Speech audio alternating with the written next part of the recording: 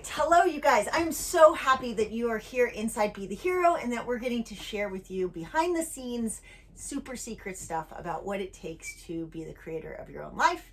And so today, Isabel and I are going to talk about how important sixth house and routines are, because I woke up yesterday morning and I go, Isabel, it's so weird. Like, I wake up in the morning and I'm just like thinking about like my to-do list, and it was a Sunday, and I go, I'm so proud of your dad. He's made all of these like huge jumps and leaps and bounds. He listens to Abraham Hicks with me, and he wants to go for a run and actually talk about ideas, because we used to go for runs and he would just like want to just listen to music or like run in silence, and it would drive me crazy.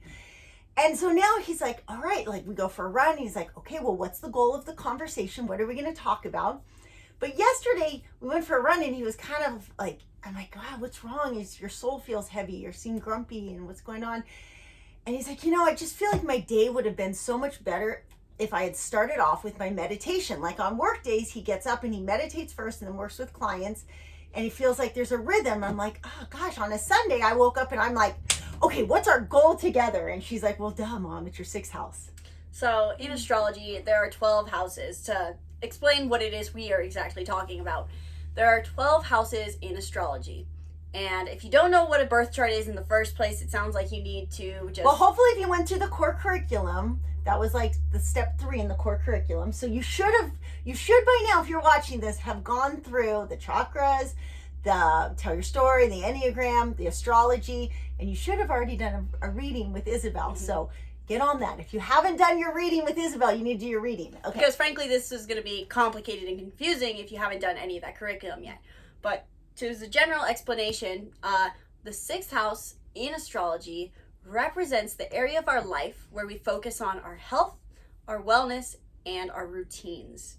In many astrology readings or in other people's interpretations, they'll just focus on what kind of physical issue you'll struggle with, but more so, whatever sign your sixth house is in will indicate what your day-to-day routine looks like. So Mom was asking all about this, and I was thinking about it even for myself, and how we basically have everyone has a different idea of what they are striving for in their day. In a way, it's like your sixth house really represents what will make every day feel like the best day ever.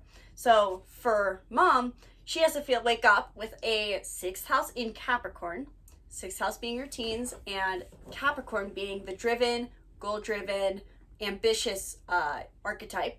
She wants to wake up and go, okay, what is the goal for today? Her day is not complete without starting with what is the goal in achieving that goal. So having minor goals, sub-goals, is really important for her. Whereas for me, the goal within the goal within the goal. Not to mention you tie in Myers-Briggs on top of it, being a commander or architect. Which are you today? I don't know. Either way, a commander. Either way, you got an NI in there, and you're like, I have the goal for the universe itself, because I have control over that, and then I got my goal for wait, let's even myself, we're gonna go side note for a kids. second. So yeah, like even before we are doing this, I was like, so writing out, how can I support my adult children in 2024? Let me write their goals for them. And then I go and tell them like, hey, so do you think this is a good goal for you, so that I know if I can support you in the best way possible? Because it's all about goals. See, and then this is how it's important to know the rest of your chart, because you have a sixth house in Capricorn, which means in your day-to-day life you want the goals, but you are a Cancer sign. I want to nurture people through their goals. Exactly. And you have a moon in Scorpio in your fourth house of family, so you won't feel good about your goals unless in the end you are connected with your family and helping your family. It's so hard for me to put my goals above my family's goals. So like my goals are my family's goals. Right, because your south node is in 10th house in Taurus, so really being selfish and self-sustainable in the end will leave you feeling lacking at times if you focus too much on it. Yeah.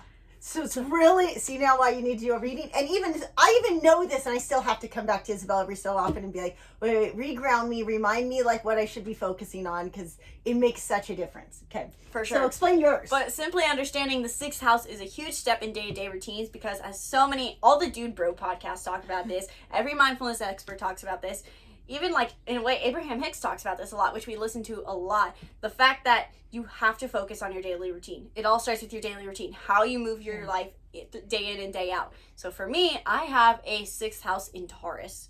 I should have checked this fact before, but I'm 99.99% certain that my 6th house starts in Taurus. And with that, yeah, it does. Okay. And with that in mind, it means that my day-to-day life, I wake up and I think, how will I enjoy myself today? Taurus is the archetype of comfort and indulgence. Taurus is self-grounded and stubborn. They're good about focusing on their own values, and they're really, their highest self is focusing on the finer things in life. Not necessarily that they have to be in a $1 million mansion, but having a nice glass of wine, eating some good food, spending time in comfort in a cozy sweater, which is ironic considering I'm an Enneagram 9. So it all is connected. But with my 6th house in Taurus, I wake up and I'm thinking a plan for how I'm going to enjoy myself. Whereas someone else, maybe, they're focused on how am I going to feel like I accomplished a goal today. And my dad, your husband, he thinks at the beginning of the day with a 6th house in Pisces, how will I fantasize today? Or how will I get lost in my thoughts today? Because Pisces is the dreamer. They're very empathetic, and they love to just feel like they're really, in a way, connected to harmony and energy. And they do this by either being very spiritual, having a meditation practice, or through, in a way, just getting lost in other worlds. These people who have strong Pisces or 12th house energy, they love to read and watch movies just to get lost in them so that they can basically escape their reality. They're a bit of escape artists, but in that sense, they find the fulfillment in their day-to-day life by being able to basically disconnect with the over material reality and connect with the more feeling reality. I'm laughing because I'm just thinking about Walter Mitty, how when that movie first came out, it was like, oh my gosh, this is my dream, is for my husband to be Walter Mitty, to have that transformation where he was in the clouds and then he becomes adventurous. I'm laughing because he's literally that now. It's taken all these years, but he's literally that now, all right, let's go on an adventure. But if we had, when Neuralinks in everyone's brain, and I guarantee I'll see Victor's thoughts and be like, oh my gosh, I knew it. It's like Walter Mitty. He'll be staring out the window. We joke that he haunts the RVs. He just stares out the the window at people slide out, but he's probably imagining this whole a complicated scene or something, or even just seeing little doodles or something. I don't know what's going on in his head, but the point is that's what he's picturing. And it's not only the 6th house, so there's 2 aspects to the 6th house that once you understand what sign it's in, we are finding is helpful. So it's not only helpful for self-fulfillment, but in turn, the more self-fulfilled you are, the more fulfilling you can be in your relationships, and you can understand each other's differences. Yeah, absolutely. So it was great because I was like, oh wait, and then instead of me being my normal type 8 self, is you never this and you always this, and go to these extremes and get angry. I can step back for a second and go oh, wait. I just love goals, and I need to just spend my morning setting my goals, and my husband likes his dream world. It's cool that we go meditate together some days, but even in that, I have this ability. Goal-driven nature. Yeah, I told him this the goal is to be more mindful. I was like, well, you're meditating so that we have this common vision for our future, right? And he's like, well, I was just meditating because it made me feel good. I just feel good. And I'm oh my God. And I was like, and so this week, he's like, okay, I tried what you said. I meditated with a goal in mind. And I felt all this energy in my third eye for was I can now see us on a stage. It's amazing. I'm like, wow. So I'm so excited, but at the same time, man, I feel so bad for that. I'm such a pain in the ass. It's okay. It's okay. Everyone's different. Yeah. So what we should have you guys do, because you guys can comment and be the hero, right? I think so. So this is our first time to put not the things only on YouTube. We're trying to make you guys feel special over here. And we are actually encouraging you guys to change, because you can, on YouTube, what we find is people absorb and you become data driven. You get all this information, but you don't implement. And so over here in Be the Hero, we want you to implement and then hold yourself accountable. Do a astrology reading with Isabel. You should be doing a coaching call with me at least once a month, if not every week, because you need to have that accountability to push forward, because I'm goal driven and I'm going to treat you like you're my family because of all my Cancer signs, and then I can be goal driven with you. So if you don't feel like you understand the 6th house and what it means for your 6th house to be in whatever sign it's in, if you're having trouble finding it, book a reading with me. And if you feel like you do understand, which maybe you understand a little with hopefully digesting the astrology, or the simple guide to astrology signs and houses, you should be able to tell us in the comments below, or try to, what your 6th house is in and what you think that means for your daily routine. Yeah, and do you find yourself actually living by it? Because I think a big source of conflict comes when you don't have that in your, I can imagine for me, because even through travel, that was probably goal driven. I was like, for a long time, I'll be like, I'm waking up, okay, the goal is to climb this, or the goal is to surf this, or the goal is to hike this. And it's like, it felt so good to know, like, there's this goal. And sometimes when we sit still, even though I like all the business stuff, like, sometimes that's not the right goal for me to, like, create a blog or create an Instagram post. Yeah, and I think the hard thing is, too, is that what I love about astrology, honestly, so much, like, my favorite thing about it is the idea of everything is connected and yet everything is separate. And I was just doing a reading with a woman who's wonderful, and she was explaining her career and how she was feeling unfulfilled in her career. And what was basically happening is she was trying to create her career, which, by the way, in astrology, there's a house for career. That is your 10th house. She was trying to make her 6th house her career. And so her day-to-day routine was becoming her career life, and she was finding it unfulfilling. And so it's that you have to have this balance. You need, the 6th house truly tells you what your day in, day out life needs to look like. And on top of it, your 10th house tells you what your career in that day-to-day life needs to feel like.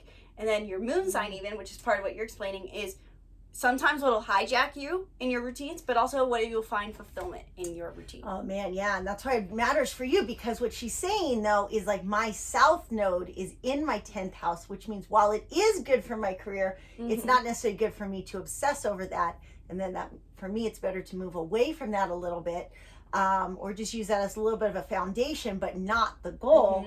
And then my goal is in my moon sign, which means my focus really does have to be around my emotions and my family and my 4th house. So this video is kind of getting long, but I want to break that down first to explain to people. So the thing is with 6th house and 10th house is that they're always at an angle because of how they're positioned, where they will both be in the same element. Okay. And so there's water, earth, fire, and air in astrology. Right. So your 10th house is in Taurus and your 6th house is in Capricorn, both of which are earth signs. Right. So that means when it comes to your career and your routines, you need to feel like you're very grounded in things and working towards material goals. Okay.